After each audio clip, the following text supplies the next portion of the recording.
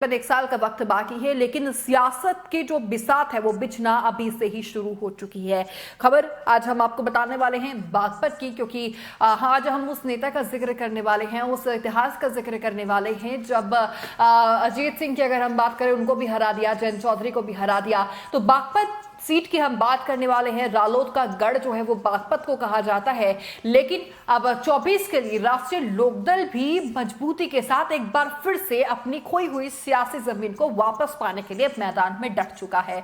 उत्तर प्रदेश में लोकसभा चुनाव के लिए रालोद ने अपने समरसता अभियान को भी और ज्यादा तेज कर दिया है, जिसमें पार्टी कार्यकर्ता गांव-गांव जाकर लोगों के बीच जो है वो पहुंच रहे हैं। वहीं रालोद का प्रभाव जो है पश्चिम यूपी यानी कि जॉर्टलैंड के नाम से भी, गन्ना बेल्ट के नाम से भी जो मशहूर है वेस्ट यूपी, यहां काफी ज्यादा माना जाता है। और इसी वजह से खुद रालोद अध्यक्ष जयंत चौधरी का फोकस जो है वो बागपत सीट पर है और वेस्ट यूपी की जो सीट है उन सीटों पर है। अब सबसे ज्यादा फोकस यहां बागपत सीट पर इसीलिए भी किया जा रहा है रालोद की तरफ से, क्योंकि वो रालोद का गढ़ माना जाता है। बागपत सीट पर पूर्व प्रधानमंत्री चौधरी चरण सिंह के परिवार का कब्जा रहा।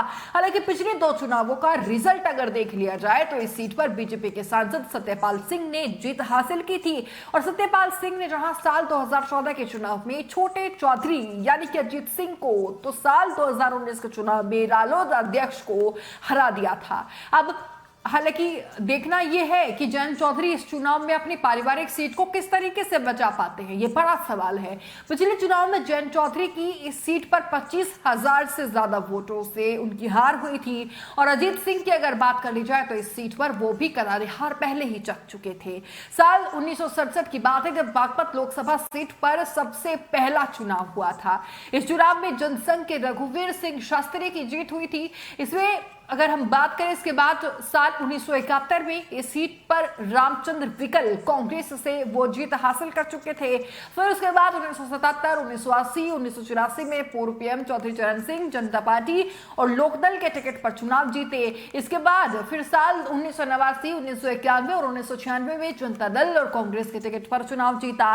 वहीं अगर फिर बात कर ली जाए तो इस सीट पर साल 1997 में निर्दलीय भी जीत चुके हैं। साथ ही साथ इस सीट पर बीजेपी ने साल 1998 में अपना खाता खोला और इस बार बीजेपी उम्मीदवार सोमपाल शास्त्री यहां जीत चुके थे। इसके बाद फिर 1999, 2004 और 2009 में रालोद के टिकट पर अजीत सिंह जीते और फिर साल 2014 और 2019 में बीजेपी उम्मीदवार सत्यपाल सिंह यहां करारी जीत हासिल कर चुके हैं। अब देखना दिलचस्प होगा कि क्या जिस तरीके से जयंत चौधरी समरसता अभियान के तहत गांव-गांव में घूम रहे हैं, 1500 गांव का उनका जो एक टाइम टेबल अगर बात करें वो सेट है, तो फिर कितना कुछ जो है प्रभाव समरसता अभियान का पड़ेगा, क्योंकि 24 में अब कड़ी मशक्कत जयंत चौधरी जीतने के लिए कर रही हैं।